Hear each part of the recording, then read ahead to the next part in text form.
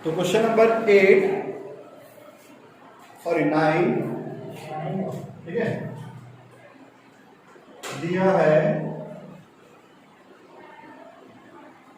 3 वर्ष का मिश्र धन, 3 वर्ष का मिश्र धन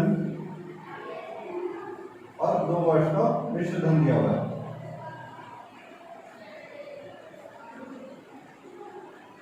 बस क्वेश्चन में इतनी जानकारी दी है, कुछ नहीं दिया हुआ है। ये 4,630 रुपए 50 पैसे और यह 4,410 रुपए, बस इतनी जानकारी हम क्वेश्चन में दी हुई है। ठीक है, 1 साल का डिफरेंस है इसमें।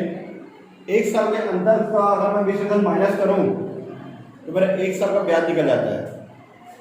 ठीक है, 1 साल के अंतर का अगर मैं मिश्र धन में से मिश्र धन माइनस करूं तो मेरा क्या निकलता है, 1 वर्ष का ब्याज निकलता है। ठीक है, ये निकलेगा मेरा, अगर मैं इसमें से इसको माइनस कर दूं तो आ जाएगा 220 रुपए 50 पैसे। ठीक है, ये क्या निकलेगा, इसका एक साल का ब्याज 4,410 रुपए का, 4,410 रुपए का 1 वर्ष का ब्याज, 1 साल का ब्याज है। इसको मैं जितना प्रतिशत हमारा आने वाला है, हम जो रेट ऑफ इंटरेस्ट निकालेंगे उसी रेट ऑफ इंटरेस्ट अगर मैं इसको इन्वेस्ट करूंगा तो इतना रुपया मेरे को मिलेगा। ठीक है, क्योंकि चक्रवृद्धि ब्याज में क्या होता है, कंपाउंड इंटरेस्ट में जैसे मैं 100 रुपए डाला 10% के हिसाब से, तो अगले साल हो जाएगा वो 110, फिर अगले साल ब्याज पे किस पर मिलेगा, 110 पे मिलेगा। 110 पे कितना जाएगा, 11, तो जाएगा 120, सॉरी 121, 10% के हिसाब से। इसका 10% 11 रुपए 121 रुपए। मतलब पहले साल का जो मिश्र धन था, पहले साल का 1 वर्ष का जो मिश्र धन था वो दूसरे साल के लिए क्या बन जाता है, मूलधन बन जाता है। ठीक है, पहले साल का जो मिश्र धन है दूसरे साल के लिए मूलधन, सेम ऐसे ही दूसरे साल का जो मिश्र धन है वो तीसरे साल के लिए मूलधन। ठीक है, तो दूसरे वर्ष का जो मिश्र धन है वो तीसरे साल के लिए क्या बन जाता है, हमारा मूलधन बन जाता है। और मूलधन में से मिश्र धन माइनस करते तो क्या आता है, हमारा ब्याज। ठीक है, अमाउंट में से मतलब प्रिंसिपल में से हम अमाउंट माइनस करें तो हमारा क्या निकलता है, इंटरेस्ट। और 1 साल का जो ब्याज है तो चाहे चक्रवृद्धि ब्याज हो चाहे साधारण ब्याज हो, दोनों सेम आता है। ठीक है, तो 4,410 रुपए का 1 वर्ष का साधारण ब्याज लिखूं या चक्रवृद्धि ब्याज लिखूं, दोनों ही इतना ही पाएगा। ठीक है, जैसे मान लीजिए इसका 5%, इसका 5% निकालूंगा तो इतना आएगा और इंटरेस्ट जोड़ूंगा इतना आ जाएगा। ठीक है, पहले 5% ही होगा। और ये मेरा आ गया। तो हम यहाँ पे सिंपल इंटरेस्ट जो है साधारण ब्याज का फॉर्मूला दें तो फॉर्मूला था P × R × T divide by 100। साधारण ब्याज कितना मेरा 220 रुपए 50 पैसा। P कितना है 4,410 रुपए। 4,410 रुपए का 1 साल का ब्याज कितना है, इतना रुपए। तो ब्याज इतना, P मेरा इतना, R मेरे को पता नहीं है तो R का R, टाइम कितना है 1 साल, बटे में क्या आता है 100। ठीक है, अब R को ये रहने दो, ये दोनों इधर गुणा में तो बटे में, और जो बटे में उधर गुणा में। 220.50 इंटू 100 है गुणा में आ जाएगा और ये दोनों इसके डिवाइड में 4410 इंटू 1। इसको प्लस माइनस कर दो। R की वैल्यू देखा थे 5% पर एनम आएगा, एक बार कैलकुलेटर में चेक करते हैं। तो हमारे R की वैल्यू आ गई 5%। ठीक है, हमको R को निकाला था, साथ ही साथ हम शुरुआत में कितना रुपए दिए थे, मूलधन प्रिंसिपल अमाउंट कितना दिए थे वो भी निकालना है। अब मुझे R पता है तो 2 साल का मिश्र धन कितना है, 3 साल का कितना है, तो कोई भी लेके बना सकता हूँ, या तो इसको भी लेके बना सकता हूँ, इसको भी लेके बना सकता हूँ। 3 साल का तो ये लूंगा, 2 साल का तो ये ले लूंगा। ठीक है, तो यहाँ पे ऐसे प्रूफ कर रखें फॉर्मूला में A = P 1 + R divide by 100 to the power n। अगर मिश्र धन में ये लूंगा तो 2 साल दूंगा, ठीक है। 4,410 रुपए पी का पी 1 प्लस आर पता है कितना है 5% divide by 100 to the power n पता है, ठीक है। 4,410 रुपए पी का वैल्यू है पी 1 प्लस 5 को 100 से डिवाइड करें तो 0.05 आएगा, n का n सॉरी n पता है हमको 2 साल, 2 साल में कितना रुपए है, अगर ये ले रहा तो 2, ठीक है। 4,410 रुपए मेरे पी 1.05 इसी घात में 2, तो बेटा ऊपर कितना है, 4,410 पी इंटू 1.1025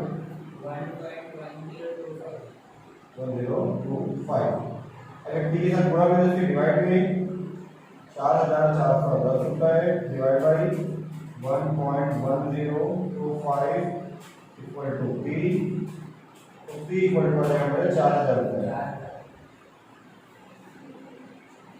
ये मेरा पी का आंसर आ गया और ये आर का आंसर है, ठीक है। हिंदी में अतः मूलधन बराबर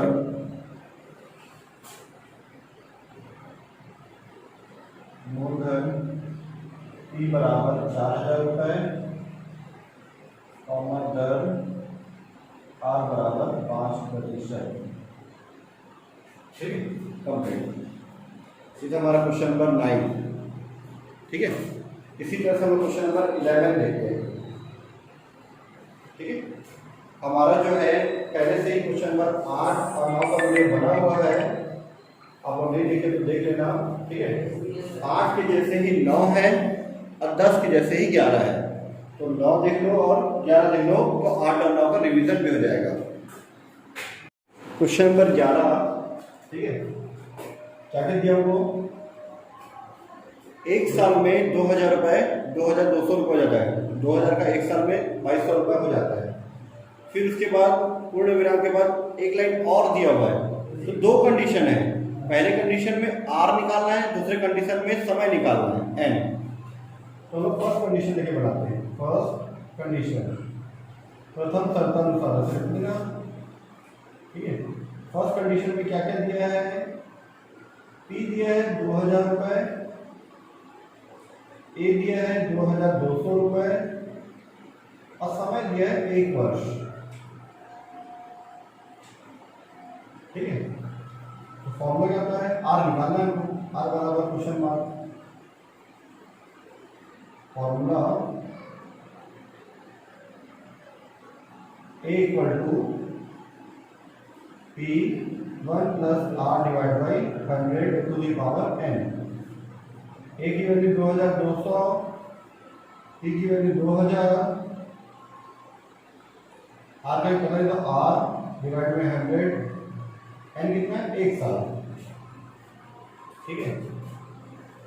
इसको फिर डिवाइड में डाल दो, 2,200 डिवाइड बाई 2,000।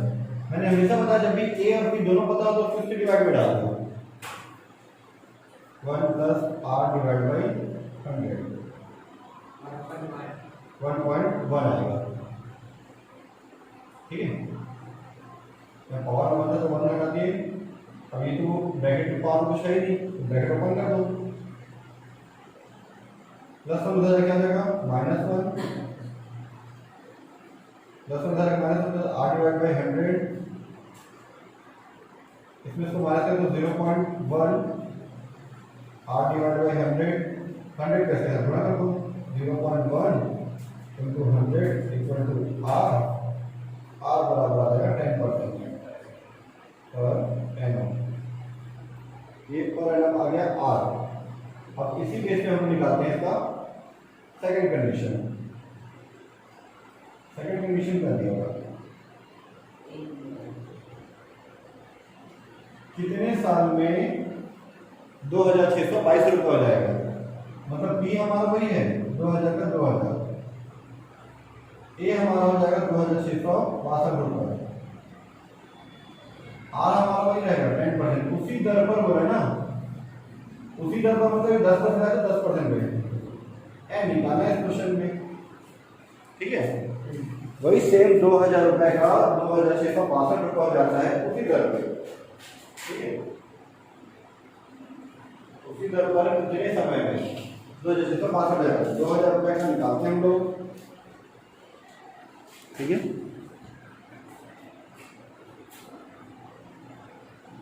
फॉर्मूला हो जाएगा A equal to P 1 plus R divide by 100 to the power n।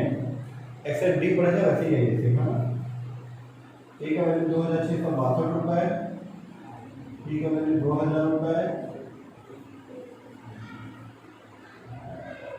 1 का 1, R की वैल्यू 10%, पावर में n मतलब कितना पता नहीं लग रहा है n, इसको उसके डिवाइड में डाल दो 2662 डिवाइड बाई 2000, 1 प्लस 10 को 100 से डिवाइड करो तो 0.1 आएगा, साथ में n, इसको से डिवाइड करो 1.331 आएगा, और आएगा 1.1 n। इसको मैं 3 बार करूँगा तो h आएगा, 1.1 को 1.1 3 बार करके ये आएगा, तो आंसर हमारा 3 साल आएगा, ठीक है। तो इसको हम लोग कैलकुलेटर में टाइप करेंगे, 3 बार तो आएगा 1.1 तो पावर में 3। इसको मैं ऐसा लिख सकता हूँ, मुझे कैसे पता चलेगा कि इसको ऐसा लिखना है, ये 1.1 को मैं टाइप करूँगा कैलकुलेटर में 3 बार या 4 बार जो भी करूँगा, जितने बार में आएगा उसको पावर में 3 लिख देते हैं, ठीक है। ये 1.1 की पावर में n है, 1.1 को मैं टाइप करते गया 3 बार में क्या दिया है, मतलब इसको 3 बार करते तो ये जाएगा, ये दोनों सेम है तो n बराबर हमारा कितना आ गया 3 साल। पर ऐसे मत बनाना, आपको मार्क्स नहीं मिलेगा शायद, देख लीजिए, ठीक है, क्योंकि कैसे कर रहे हैं वो शो नहीं होता, तो शो करने के लिए आपको लॉग टेबल यूज करना पड़ेगा, टेकिंग लॉग बोथ साइड, ठीक है। दोनों में इधर देखना, दोनों में डेसिमल से पहले एक संख्या, डेसिमल से पहले एक संख्या है, एक संख्या रहता तो एक कम करते 0 हो जाता है, ठीक है। जैसे 1331 है, यहाँ 2 है, दशमलव से पहले 2 संख्या में कितना बचेगा, वो 1 पॉइंट ऐसा आएगा। अगर इसी का 133 दशमलव से पहले 3 संख्या से जाएगा 2 पॉइंट कर जाता है, ठीक है। तो लॉग लेते हैं यहाँ पे, टेकिंग लॉग बोथ साइड, तो लॉग लेने लिखा जाएगा लॉग 1.331, यहाँ लॉग लेंगे एंड लॉग 1.1। अभी दशमलव से पहले एक संख्या से क्या आ जाएगा जी 0।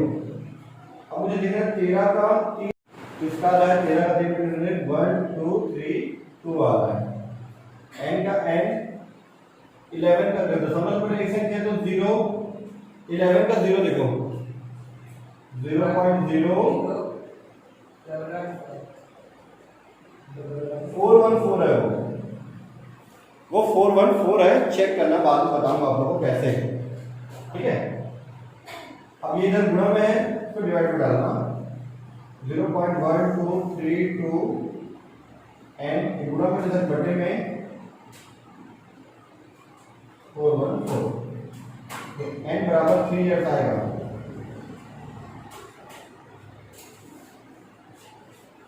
आगे आपसे। तो ये हमारा यहाँ पे 42 है, 4242, इसको से डिवाइड करो 3 इयर्स आ रहा है, ठीक है, इसको से डिवाइड करो 3 इयर्स आ जाएगा।